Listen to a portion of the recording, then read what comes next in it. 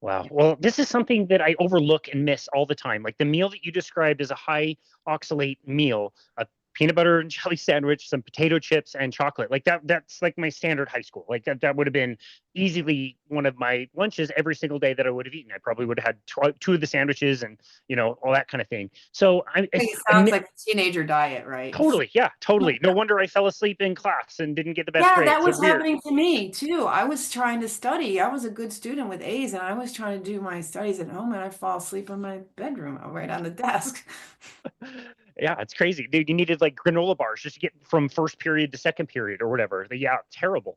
And so I always think of oxalate problems as happening to people like our mutual friend James Lehman, who was vegetarian vegan for a very long time. And they are the ones putting handfuls of spinach and almonds and almond butter and almond milk in a blender, blending it up and drinking that maybe multiple times a day.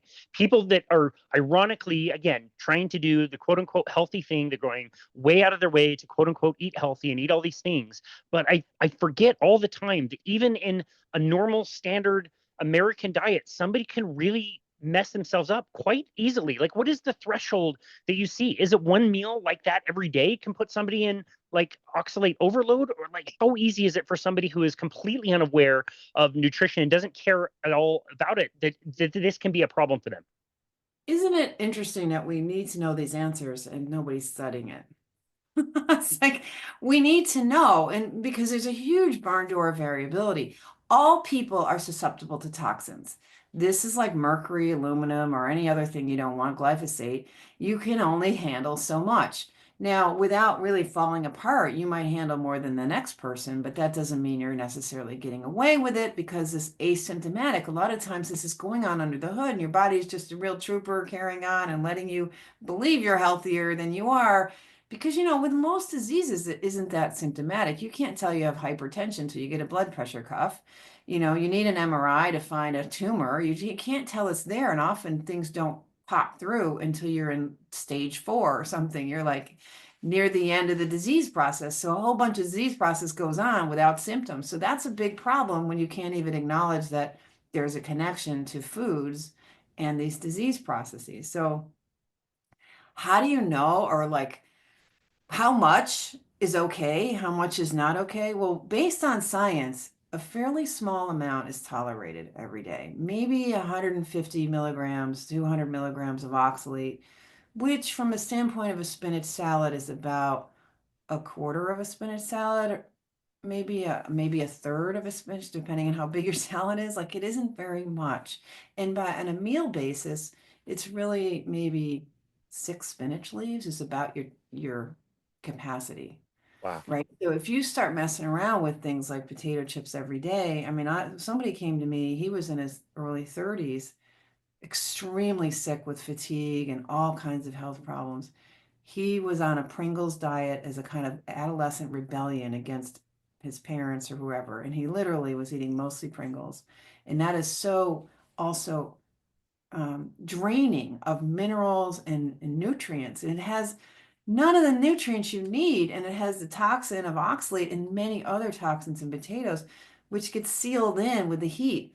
Oxalate isn't destroyed by the heat. You deep fry a potato into a potato chip or a French fry, and you've got sealed in soluble oxalate just ready to rock and roll. The heat of the cooking doesn't affect oxalates at all. Now, some foods, if you boil it, you can leach off some if you throw out the water with broccoli, but that's not true for asparagus. So, like, it's true, it's not consistently true. And people think, well, fermentation will help you. And there's always room for dismissing, like, well, the excuses left and right. No, we haven't really taken this topic seriously.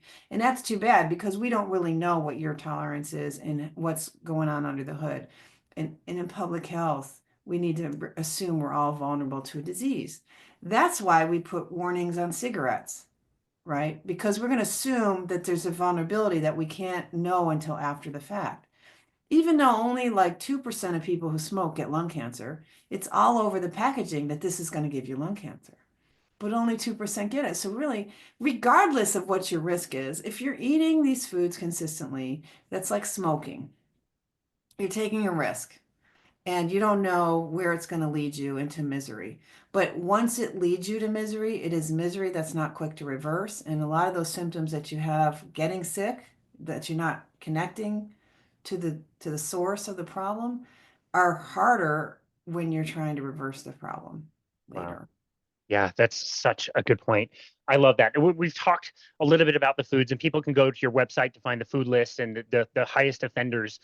I will say, and you can give me your opinion on this. Spinach is the one food that I just tell everybody, just don't eat spinach. Like almonds, if you want to reduce them, let's reduce them. Chocolate, let's switch that out.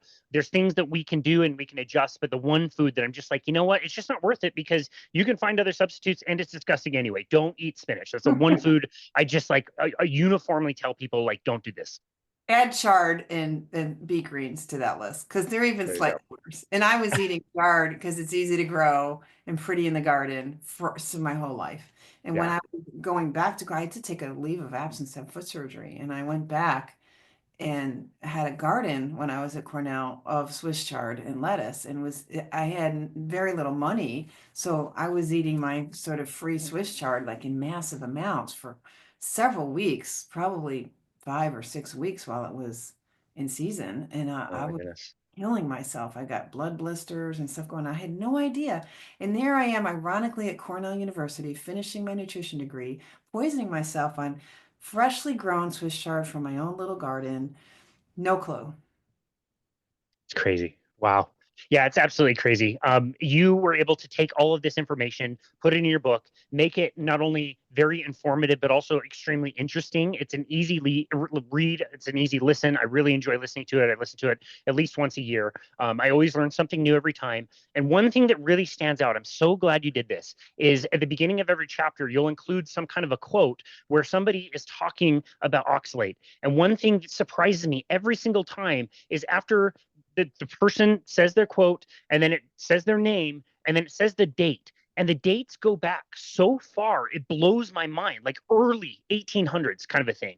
Like we've known about this for a long time, and like I told you at the beginning of this conversation, I really wanted to get into some of the history of this stuff and how did we figure out that these were good things to eat in general, like telling people that vegetables are a good thing for you. Like we just think that everybody just was walking around eating vegetables all the time that came from the ground. We evolved with that. Like I hear that with the paleo movement. Like, yeah, our ancestors ate vegetables all the time. Like I don't see cave paintings with salads. You know what I mean? Like I don't know how true that was. Can you tell us a little bit about the history of our consumption of high amounts of plants, how we promoted that, why we told people that was a good idea, and how we then discovered that oxalate poisoning was kind of a thing? Yeah, so there's a many questions in case and all what you were just saying there, so there's one thing I'd like to pull out of that initially. We'll get to like the history of why we think plants should be the centerpiece of our diets now. That's a big, wait a minute, we just assume that's true, but it's not been true for, more than the last at most 200 or 300 years. And that's considered a long time to some people. And it's considered really long time that we knew about oxalate being toxic by 1800.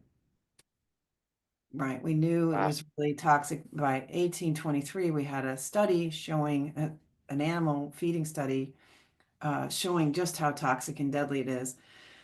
And what's important for people to see is people who dismiss this information will say, well, that's old stuff, it can't be real. Like if it's old, it's got to be really current. If it's not, like if the research is in the last 10 years, then it doesn't count.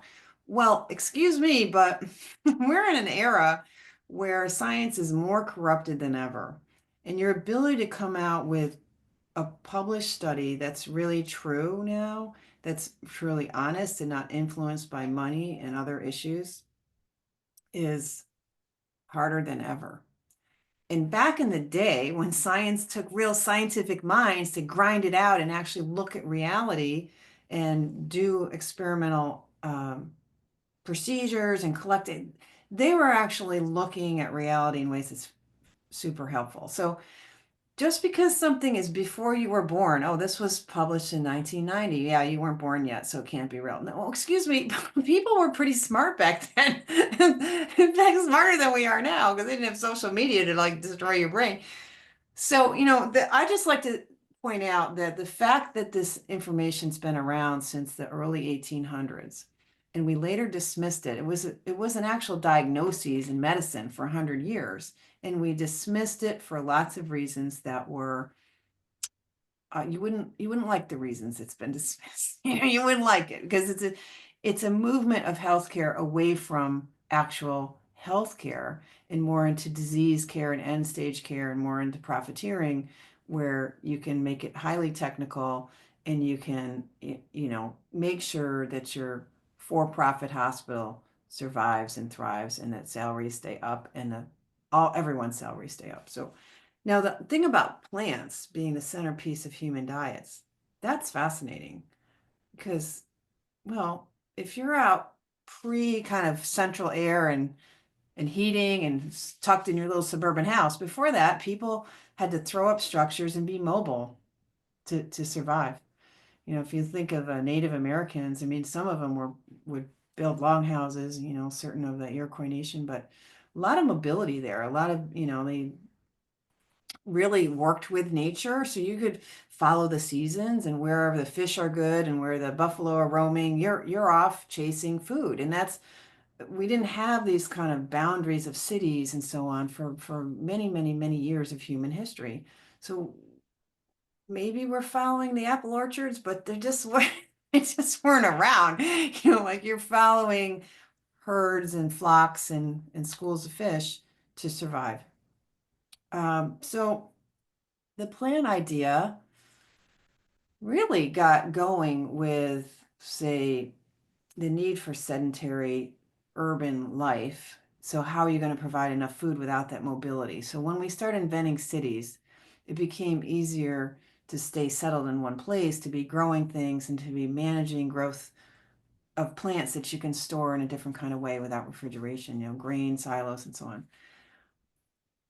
But then, it's sort of about the layers of economic strata where you can keep people down on the labor level by encouraging them to eat potatoes and cheap foods on smaller amounts of land. Because it takes a little bit more land to produce the amount of animal foods that people really enjoy, in terms of just like how dense your population can be. So it serves cities well to go plant-based, and then it also serves a sort of I don't know, there's so many layers to this, but I have to say that there was some, at every level, there seems to be a little bit of classism involved in it. The folks who started the nutrition science, especially Atwater, which was, when was this? Around, I'm going to say 1890. Check my book for more accurate Yeah. remembrance of how this works. But he was looking at, he was in Germany for a while and he figured out how to sort of measure calories in food. And we were measuring macros like protein, carbs, and fats. And we knew how important protein was, and we need to get enough protein, complete proteins into people.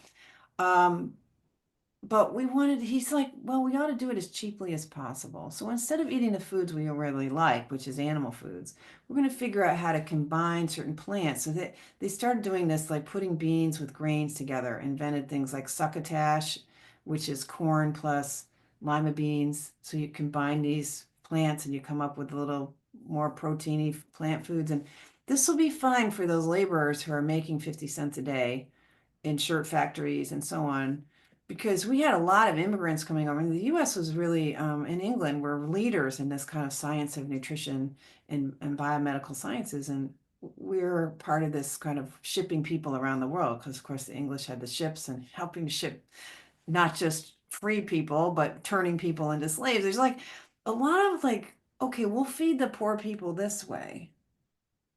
And then, later on, where we got commercial foods, where factories are making our foods, and some of this came right out of this whole Kellogg's thing, where Kellogg's helped, he and his brother founded the basic cold cereal thing with the cornflakes.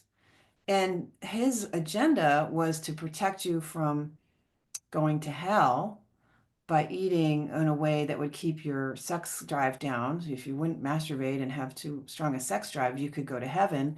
So you did that by eating these plant foods to undermine your sex drive. So the whole commercial food industry found that there was tremendous profits to be made on these commodity grains like corn and oats and so on. You can make breakfast cereals and make a very prosperous company and convince people to eat this instead of eggs and bacon and steak and ham steaks for breakfast.